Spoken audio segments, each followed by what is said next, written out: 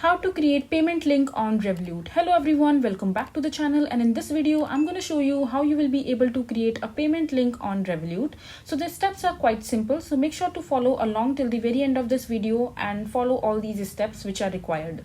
So first of all, in order to create a Revolut Pro payment request link, you have to go to the home page, and from there just go to the account selector below your balance and scroll down until you find Pro.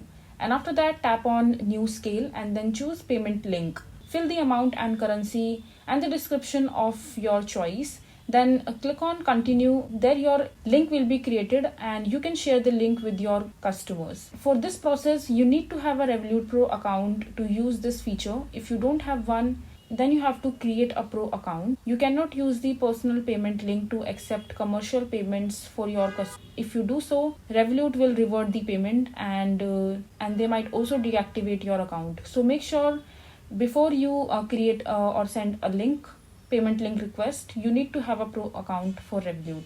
So this is how you will be able to create a payment link on Revolut. I hope you find this video to be helpful. So that is it for this video. If you find this video to be helpful, make sure to hit that like button and don't forget to subscribe to our channel for more such informative videos, and I'll see you the next time.